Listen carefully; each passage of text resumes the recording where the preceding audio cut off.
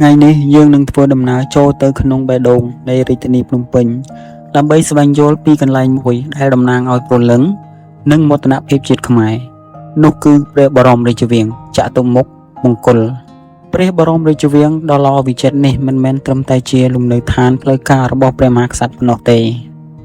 តែជាបណ្ដុំនៃប្រវត្តិសាស្ត្រសិល្បៈនិងស្ថាបត្យកម្មដ៏អស្ចារ្យដែលយើងជាកូនខ្មែរគ្រប់រូបគួរស្គាល់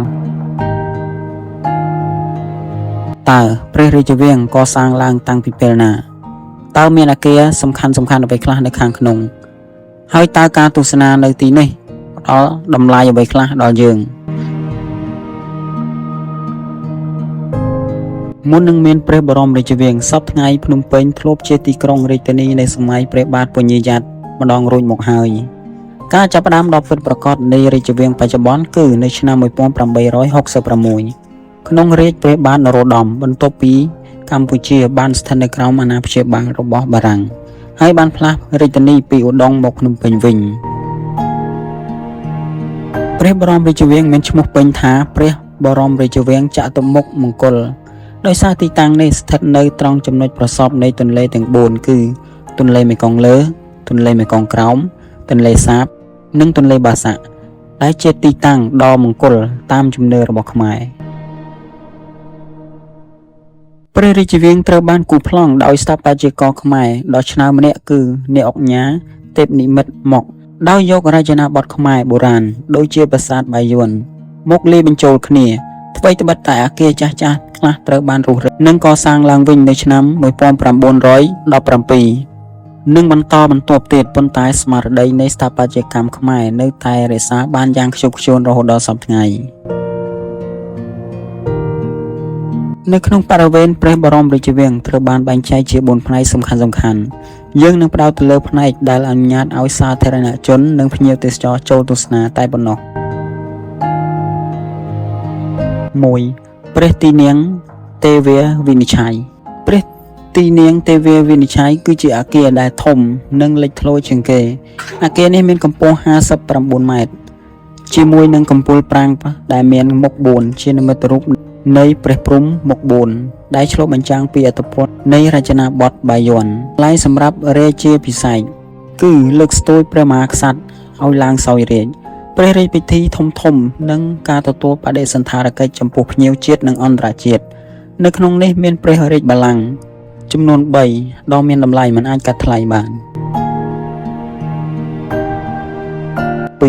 ព្រះវិហារព្រះកែវមរកតព្រះវិហារព្រះកែវមរកតគឺជាកន្លែងមួយទៀតដែលមិនអាចរំលងបានវាត្រូវបានគេស្គាល់ជាទូទៅថាជាវត្តប្រាក់ដោយសារផ្ទៃខាងក្រោមនៃព្រះវិហារទាំងមូលត្រូវបានក្រាលដោយក្បឿងប្រាក់សុទ្ធចំនួនជាង 5000 សន្លឹកទោះបីសពថ្ងៃត្រូវបានបិទបាំងដោយកម្រាលក៏ដោយខាងក្នុងវិហារនេះមានតម្កល់នៅព្រះពុទ្ធបដិមាស័ក្តិសិទ្ធិជាច្រើនរួមមានព្រះពុទ្ធបដិមាក្បូងកែវមរកតដ៏ចំណាស់និងមានតម្លៃបំផុតព្រះពុទ្ធបដិមាធ្វើអំពីមាសសុទ្ធទម្ងន់90គីឡូក្រាមដែលមានដាំពេជ្រចំនួន9584គ្រាប់ព្រះវិហារនេះជាឃ្លាំងដែលរក្សានៅទ្រព្យសម្បត្តិព្រះពុទ្ធសាសនាដ៏ច្រើនសន្ធឹកសន្ធាប់សម្រាប់រាជវង្សានុវង្សខ្មែរ3សមាសធាតុផ្សេងទៀតក្រៅពីនៅមានអគារផ្សេងដែលល្បីទៀតដូចជាព្រះពន្លាគង់ប្រថាប់ច័ន្ទឆាយាដែលជាកន្លែងសម្រាប់ការសម្ដែងរបាំព្រះរាជទ្រព្យនិងការយាងតតពិធីបុណ្យអុំទូកប្រាសាទសហមេត្រីនិងប្រាសាទហោសម្រានភិរមនិងអគារគួរឲ្យចាប់អារម្មណ៍មួយចំនួនទៀតគឺពន្លាណាប៉ូឡេអុងទី3ដែលជាអគារដែកបារាំងជាកាដូពីអធិរាជណាប៉ូឡេអុងទី3ជូនចំពោះព្រះបាទនរោត្តមការមកទស្សនាព្រះបរមរាជវាំងផ្ដល់ឲ្យយើងនូវអត្ថប្រយោជន៍ជាច្រើនយ៉ាងដូចជា 1. ការអប់រំប្រវត្តិសាស្ត្រនិងវប្បធម៌ព្រះរាជវាំងជាភស្តុតាងដ៏រស់រវើកនៃអាយុជីវិតរបស់របបប្រជានិយមនិងប្រពៃណីរបស់ខ្មែរវាបង្រៀនយើងអំពីក្បូរក្បាច់រចនាស្ថាបត្យកម្មនិងជំនឿសាសនាដែលមានតាំងពីបុរាណកាលរហូតមកដល់បច្ចុប្បន្ន 2. ការលើកកម្ពស់វិស័យទេសចរណ៍វាទាក់ទាញភ្ញៀវទេសចរអន្តរជាតិរាប់លាននាក់ ដែលជួយបង្កើនចំណូលជាតិនិងផ្សព្វផ្សាយកិត្តិនាមរបស់កម្ពុជាទៅកាន់ពិភពលោក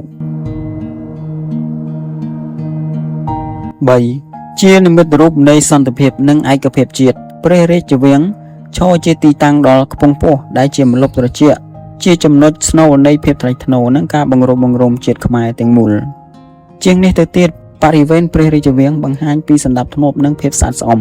សួនច្បារដែលថែទាំយ៉ាងល្អិតល្អន់បង្ហាញពីតម្លៃនៃការអភិរក្ស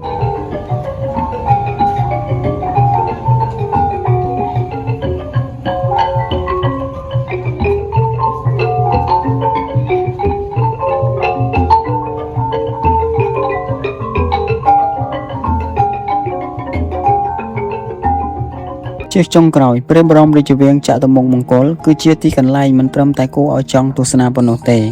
តែជាកន្លែងដែលយើងគួរតែគោរពនិងថែរក្សាព្រោះវាជាកញ្ចក់ឆ្លុះបញ្ចាំងនៃអរិយធម៌ដ៏រុងរឿងរបស់ខ្មែរប្រសិនបើអ្នកមិនទាន់បានទៅទេសនាទេសូមកុំភ្លេចទៅម្ដងណាត្រូវស្លៀកពាក់ឲ្យបានសមរម្យគឺបិទជង្គង់និងកំភួនដៃដើម្បីសម្ដែងការគោរពដល់ទីកន្លែងដ៏ពិសិដ្ឋនេះ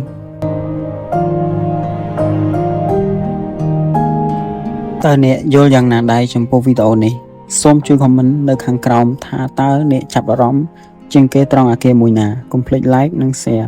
វីដេអូនេះទៅកាន់មិត្តភ័ក្តិរបស់អ្នកហើយជាពិសេសគឺជួយ subscribe channel របស់ខ្ញុំដើម្បីទទួលបានវីដេអូថ្មីៗទៀតសូមអរគុណ